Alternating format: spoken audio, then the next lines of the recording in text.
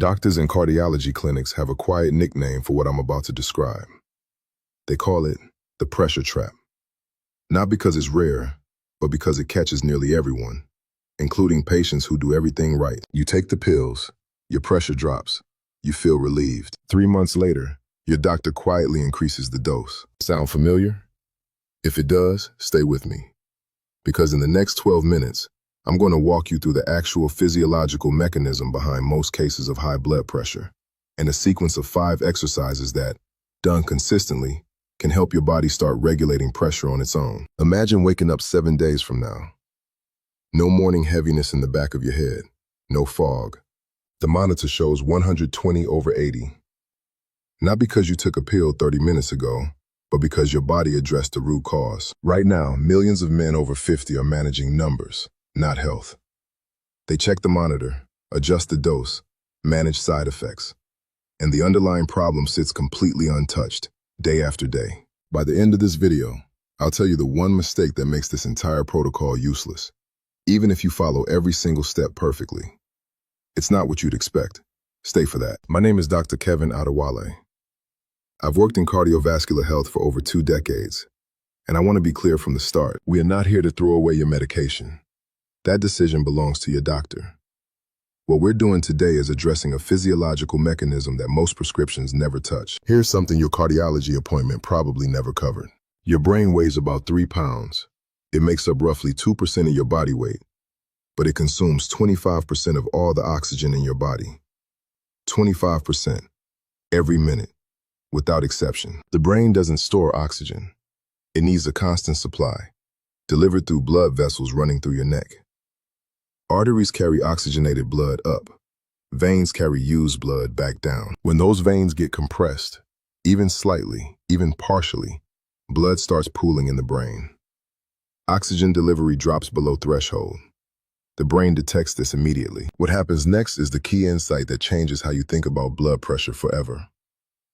The brain sends a direct signal to the heart.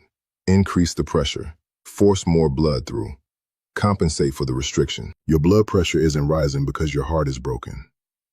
In the vast majority of cases, it's rising because your brain is ordering it to. Because something is compressing the vessels in your neck. And here's the part that stops most people cold. That something isn't a tumor. It isn't arterial plaque. In most cases, it's chronic muscle tension. Posture. The position you've been holding for decades without noticing. Before we get to the exercises, there's one preparation step that doubles their effectiveness. Blood viscosity. How thick your blood is directly affects how easily it flows through partially compressed pathways. Dehydrated blood is thicker. Thicker blood requires more pressure to move through any narrow space. Here's what to do. Every morning, before anything else, drink 300 to 400 milliliters of warm water, not cold. Not room temperature. Warm, around 45 degrees Celsius. Warm enough to feel it in your throat, not hot enough to be uncomfortable. Your daily target is simple to calculate. Multiply your body weight in kilograms by 20 to 30 milliliters. If you weigh 80 kilograms, you need between 1.6 and 2.4 liters per day. Why warm specifically? Warm water signals the parasympathetic nervous system to relax vascular walls. Cold water does the opposite. It triggers microconstriction throughout the vascular tree, including in the neck. Take a moment to absorb that mechanism. 25% of your oxygen, one signal from the brain, and the compensatory pressure has been running on autopilot, possibly for years. Now let me show you the first exercise. Reach up and feel the size of your neck. Go ahead, do this right now. Find the 2 thick, cord-like muscles running diagonally from behind your ear down to your collarbone. Those are your sternocleidomastoid muscles. Anatomically, these muscles are wrapped around the bundle of vessels supplying your brain. When they're chronically tight, from stress, from screen time, from years of held tension, they act like a slow, progressive clamp, not cutting off blood completely, just squeezing. Just enough to reduce venous return by 15–20%. Just enough for the brain to say, more pressure, please. Research published in the Journal of Physical Therapy Science confirmed the direct correlation between sternocleidomastoid tension and elevated arterial pressure in adults over 45. The correlation wasn't subtle. It was statistically significant. Here's how to release it.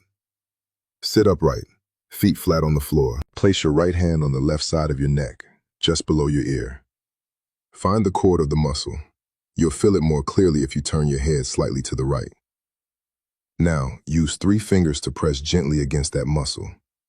Firm contact, not hard pressure. Slowly turn your head to the left, away from your hand. Stop at about 45 degrees. Hold for 3 seconds. Return to center. Repeat 5 times on each side. The movement should feel like a gradual release, not an aggressive stretch. If you feel any sharp sensation, ease off the pressure immediately. Do this twice daily, morning and evening, not more. The tissue needs recovery time between sessions. If your neck feels slightly tender after that first session, that's a normal response. It tells you the muscle has been holding tension without your awareness. Give it 2 days and that tenderness fades. Now let me tell you about the muscles that almost nobody discusses in a blood pressure conversation. Deep to the sternocleidomastoid, there's a group called the scalene muscles, 3 on each side, running from your cervical vertebrae to your upper ribs. Their primary job is to assist breathing by lifting the ribs during inhalation. But here's what makes them critical in hypertension. The anterior scalene muscle wraps directly around the subclavian artery and the brachial plexus, the nerve bundle connecting to the sympathetic nervous system. When the anterior scalene is chronically tight, it doesn't just compress blood flow. It activates the sympathetic nervous system, fight or flight. And a chronically activated sympathetic system keeps blood vessels in a state of partial constriction around the clock. This is why some people's blood pressure doesn't respond well to relaxation techniques alone. The tension isn't just psychological, it's structural and mechanical. Here's the scalene release. Sit upright. Place your left hand on the right side of your neck, midway between your ear and your shoulder, slightly behind the sternocleidomastoid cord, in the groove between muscle groups. Apply gentle inward pressure with your fingertips. Imagine pressing in toward the center of your neck, not downward. Now, slowly rotate your head to the right, looking over your shoulder. The key word is slowly. Take about 4 seconds to complete the full rotation. Hold at maximum comfortable range for 2 seconds. Return slowly. 5 repetitions each side. Fast movements trigger the muscle to contract defensively. Slow movements allow the tissue to release under the pressure. Quick question, and I'm genuinely curious about this. When you woke up this morning, was there any stiffness in your neck? Even minor? Write a number in the comments. 1 if you felt nothing, 2 if mild stiffness, 3 if significant.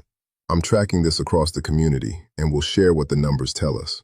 Here's something most people find genuinely surprising. Not all the vessels affected by neck tension are deep. The platysma is a thin, sheet-like muscle covering the entire front of your neck, from your jawline down to your collarbone. It's so thin you can barely feel it separately from the skin, but it sits directly over the external jugular vein, the primary surface drainage vessel for blood leaving the brain. Think of it this way. The internal jugular vein drains the deeper brain structures. The external jugular drains the surface. If the platysma is chronically contracted from stress, cold, habitual forward posture, it compresses the external jugular. Blood backs up slightly. Intracranial pressure rises. The brain responds. When people describe that heaviness in the back of the head that comes with high blood pressure, surface drainage restriction is often a significant contributor. Not the whole story, but part of it. Here's the exercise. Sit upright. Place both hands flat on your chest, just below your collarbones. Apply firm downward pressure with your palms, as if you're anchoring the skin towards your chest. Maintain that hand pressure throughout the movement. Now, slowly tilt your head backward, lifting your chin toward the ceiling. Stop when you feel a stretch across the front of your neck. Hold for 3 seconds. Return to neutral. Repeat 5 times. Now add rotation. From neutral, maintaining the hand pressure, slowly turn your head to the right, trying to look over your right shoulder. Hold 2 seconds. Return to center. Repeat to the left, 5 times each direction. The hand pressure prevents the platysma from shortening as you move. It forces the muscle to lengthen under load, which is precisely how chronic tension releases. Notice how the front of your neck feels after those movements. There's often a subtle warmth. That's increased circulation through vessels that were partially restricted. your body responding immediately. Now, this next technique, I want to be honest with you, raised my own skepticism the first time I encountered it. It looked too simple, but the physiology behind it is actually quite elegant. The tongue is attached to the hyoid bone, a small U-shaped bone sitting in the mid-neck that serves as an anchor for multiple muscle groups, including muscles that directly influence the position of the larynx and the fascial sheaths surrounding the jugular veins. When you rotate the tongue inside your mouth while simultaneously rotating your head, you create a compound movement that mobilizes the hyoid and releases tension in the suprahyoid and infrahyoid muscle groups, structures that pull on the same fascial network as your jugular veins. A study from researchers at Keio University in Tokyo found that combined tongue and cervical movement significantly reduced resistance in internal jugular venous flow in participants with measured cervical tension. The effect was immediate and measurable. Measurable within 3 minutes of the exercise. Not 3 weeks, not 30 days, 3 minutes. That's not a long-term structural benefit. That's acute, real-time physiological change. Here's exactly how to do it. Sit upright. Close your mouth gently. Don't clench your jaw. Begin rotating your tongue in slow circles inside your closed mouth. Large, deliberate circles. Clockwise. Move slowly. About 1 full rotation every 2 seconds. While your tongue is rotating clockwise, simultaneously begin slowly rotating your head in the opposite direction, counterclockwise. Keep the head rotation smooth, within comfortable range. You're not stretching, just moving. Continue for 30 seconds. Then reverse both directions simultaneously. Tongue counterclockwise, head clockwise. Another 30 seconds. 2 to 3 sets, once per day, preferably in the morning. This looks simple. Do it with genuine attention, and you'll feel a change in cervical tension within your first session. If you don't feel anything the first time, check that your head rotation is truly slow and deliberate. Most people rush it. Everything I've shown you so far works on the structural side of the problem, the mechanical compression of vessels, but there's a second mechanism running in parallel, and if you ignore it, the exercises will work at maybe half their potential. That mechanism is your autonomic nervous system. Your sympathetic nervous system, the fight-or-flight system, is a potent vasoconstrictor. When it's chronically elevated, it tells blood vessels to narrow. Every blood vessel, including the ones in your neck. Most men over 50 live with a chronically elevated sympathetic tone. Deadlines, financial pressure, the accumulated weight of decades of responsibility. The body responds as if there's a physical threat. Vessel walls stay semi-contracted. Blood pressure stays elevated as the baseline. The parasympathetic system, rest and repair, is its direct counterpart. And there's a reliable, immediate way to activate it. Controlled breathing that directly stimulates the vagus nerve. This is called box breathing. 4 phases, 10 seconds each. 40 seconds total per cycle. Phase 1. Inhale slowly through your nose for 10 seconds. Count to 10 in your head. Phase 2. Hold with lungs full for 10 seconds. Gentle hold, no straining. Phase 3. Exhale slowly through your mouth for 10 full seconds. Empty your lungs completely by the end. Phase 4. Hold with lungs empty for 10 seconds. Relax your abdomen completely. Repeat the cycle 5 times. Total time, 3 minutes and 20 seconds. Do this once in the morning before the exercises and once in the evening before sleep. If your blood pressure tends to spike in the morning specifically, do it before getting out of bed. The mechanism is direct. Slow, extended exhalation stimulates the vagus nerve. The vagus nerve signals the heart to slow its rate, signals blood vessels to dilate, signals the adrenal glands to reduce output. It's a biological off switch for the sympathetic stress response that you can activate intentionally, anytime. Some people following this protocol find their morning blood pressure readings drop by 8 to 12 points within 2 weeks from the breathing alone. Not a cure, a daily recalibration that compounds over time. Now, stop. I need to tell you something important.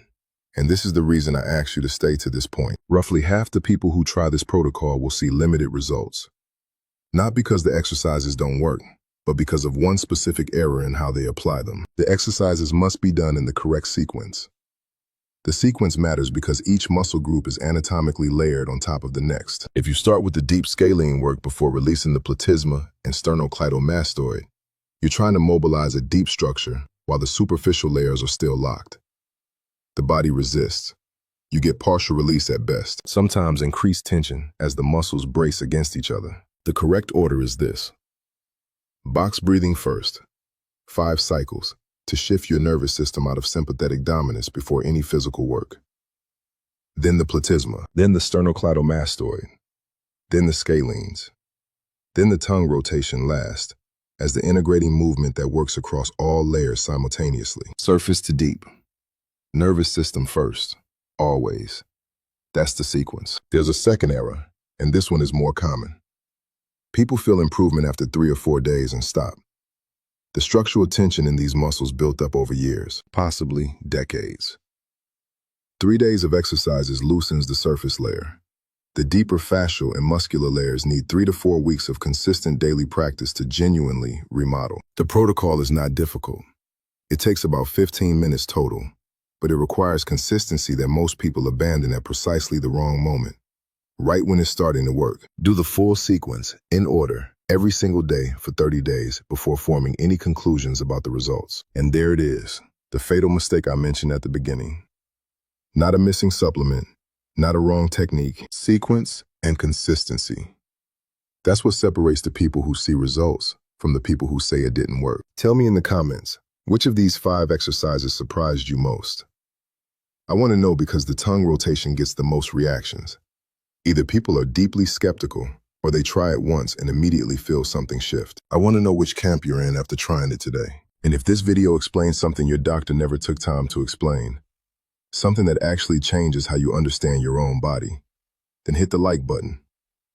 The algorithm decides whether other men in the same situation ever see this information. Every like is a direct vote for this to reach someone who needs it. One final thought.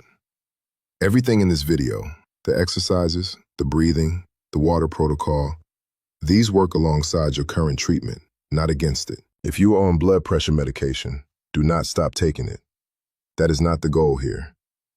The goal is to give your body the tools to address the underlying mechanical restriction, while your medication manages the numbers in the short term. As vessels decompress, as blood flow improves, as sympathetic tone calms down through consistent practice, many people find their physician naturally adjust their dosage at the next checkup. Not because they asked, because the readings changed on their own. That conversation happens with your doctor, based on your numbers, based on your history. I've worked with patients who follow this protocol consistently. Water, breathing, correct sequence, 30 days, and came back for follow-up appointments with readings that genuinely surprised them. That's the outcome we're working toward. The body is not broken. In most cases, it is compensating. The work is to remove what it's compensating for. Subscribe if you want to continue this work. Next week, I'm covering the specific inflammatory dietary pattern that increases cervical muscle tension from the inside. The connection between chronic gut inflammation and neck vessel restriction that nobody draws because it doesn't look like a heart problem on paper. It looks like a diet problem, but the pressure is where you feel it. See you there.